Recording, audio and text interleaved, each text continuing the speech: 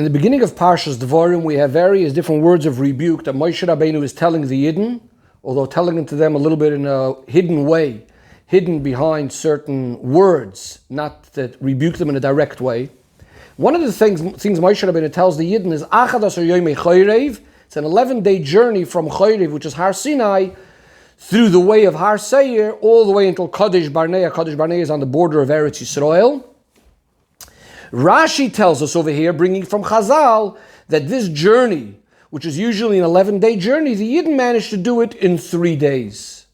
And this is part of the rebuke that Moshe Rabbeinu is telling the Yidden, that look what you caused. There's no quicker way than this journey, this path of 11-day journey. You even managed to do this in three days, because Hashem wanted so much that you should go quickly into Eretz Yisrael, but because the way you messed up, it ended up taking you 40 years. From Rashi, it sounds like that a very big part of the rebuke is not only that instead of 11 days, which is the normal amount of time that it should have taken, it took 40 years. It seems like what's even more important is that it's instead of 3 days that it took 40 years. In other words, that it could have been in a supernatural way, in a completely miraculous way, 3 days, and yet it ended up taking 40 years, which seems to be telling us that there's no middle path for the Yidden. It seems to be Moshe Rabbeinu's rebuke is, it could have been either in one extreme, completely miraculous, but because of the way you behaved, it was now 40 years. And this is going to become a very significant part of our sikha over here, looking at these two extremes, things being done in a very, very miraculous way, or things taking this extra long time. The Rebbe connects this to a Gemara which quotes our pasuk.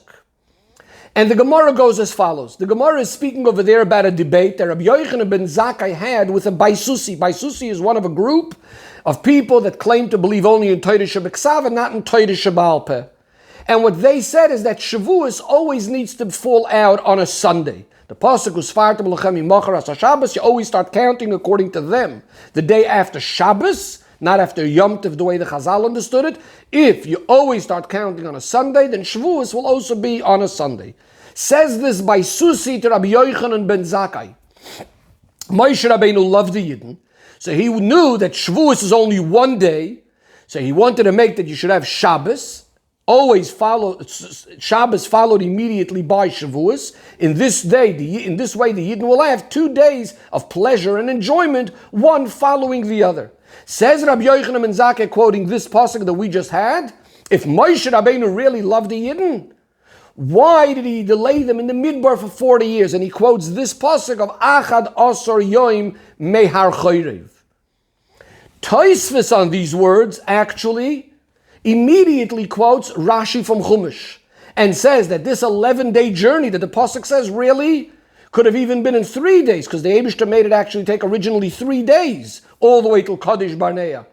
So if Moshe Rabbeinu really loved the Yidden, why instead of 3 days does it take 40 years? So here again we see this idea that it's not about just, they could have taken 11 days and it ends up taking 40 years, but rather we're speaking about that it should have been either in a completely supernatural way, and instead it takes this extra long way. And this is what we're trying to understand. Why is it so important that it could have taken 3 days? The same argument could have also been that Moshe Rabbeinu, if Moshe Rabbeinu really loves the Yidden, then why, instead of 11 days, does it take 40 years? Why do we have to emphasize this idea that it could have even taken 3 days? So clearly it's about these two extremes over here, either completely miraculous or this very, very long way. In order to understand this, we really need to explain what's really going on in this debate or in this argument between Rabbi Yochanan ben Zakkai and the Baisusi.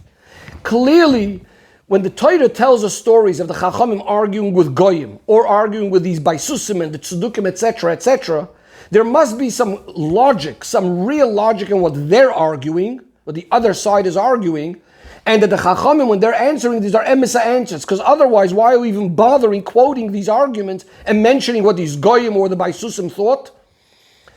And then what the Chachamim answered them.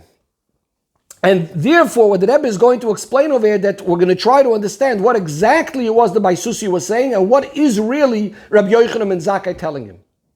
And the first thing that Rebbe explains is that when the Baisusi said that Moshe Rabbeinu with his Avos Yisrael would want to establish it on a Sunday, means that the Baisusi also understood that you could prove from Psukim that Sfira not necessarily is going to start on a Sunday, that Mimachras HaShabbos would be Yom Tov and therefore Shavuos would not necessarily fall out on a Sunday. But the Baisusi was trying to claim that Moshe Rabbeinu with his Avos Yisrael would have wanted that the calendar should always be organized in a way, could always add a date to a month, etc., that Pesach should fall out on Shabbos, so Sfira would start on a Sunday, and Shavuos would end up being on a Sunday. And this is what Rabbi Yochanan ben Zakkai was telling him, that according to you, then if Moshe Rabbeinu has Avos Yisrael, then why is he delaying him in the Midbar for 40 years? But really we need to understand, of course, what's really Rabbi Yochanan ben Zakkai saying. Does it make sense to say that the Baisusi is the one that's claiming Moshe Rabbeinu has Avos Yisrael, and Rabbi Yochanan ben Zakkai is the one saying that Chas v'Shalom Moshe Rabbeinu doesn't have Avos Yisrael? Rather, the Rebbe says, the explanation is, what Rabbi Yochanan ben Zakkai is telling him is if Avos Yisrael of Moshe Rabbeinu is your understanding of Avos Yisrael, if that's what Avos Yisrael is about, then that same logic should have also applied of why is he keeping the Yidden in the Midbar for 40 years. And this is what he's bringing the proof from Achados HaYomei HaChorev. In other words, what the Rabbi Yochanan ben Zakkai is really telling him is that when we see Moshe Rabbeinu rebuking the Yidden, we need to realize that itself is coming from a very, very deep place of love. And it's not the kind of love that you, the Baisusi, understands. We're speaking about a totally different kind of Avos Yisrael. In order to understand this, the Rebbe explains what's generally the idea of Shavuos. We know we count 49 days, then we have the day of Shavuos. The Baisusi's understanding was that the 49 days have nothing to do with the 50th day. In other words, yes, there's 49 days where we're working, but then what's given from above is completely from above and not related to our avodah.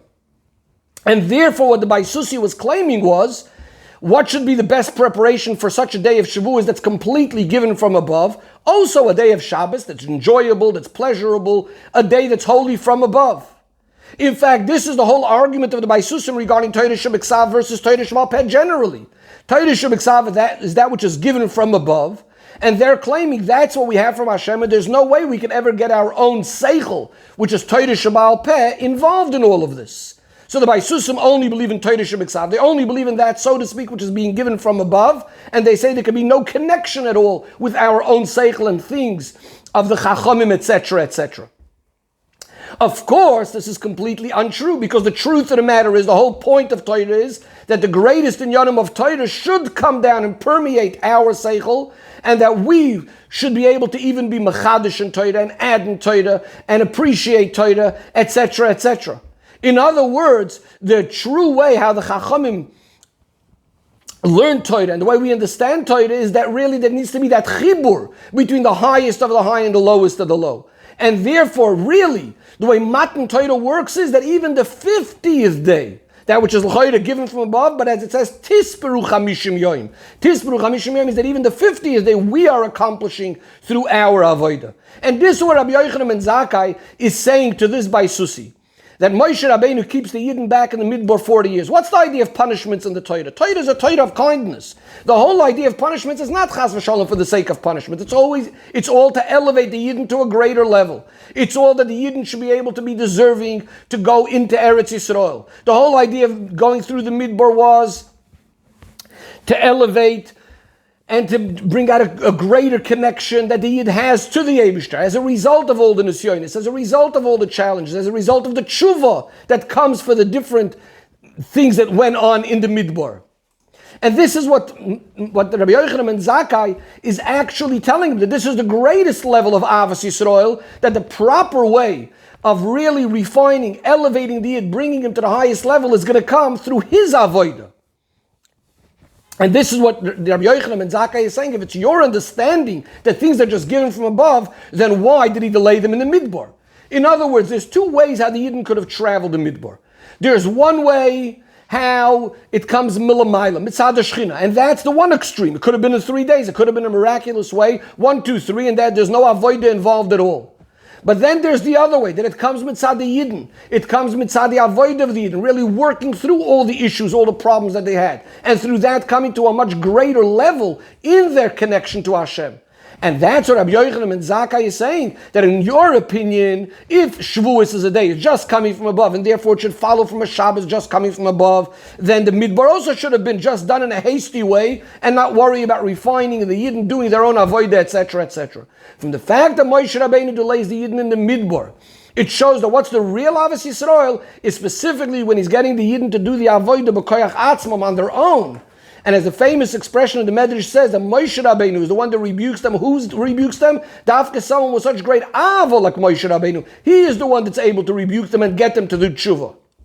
And therefore, this is also the way Rabbi Yochanan and Zakkai is refuting. This is that the Baisusi said that, we should just have these two enjoyable days, one after the other, implying that Shavuos is just a day that needs to follow and come from a situation of milmaila, not with our avodah.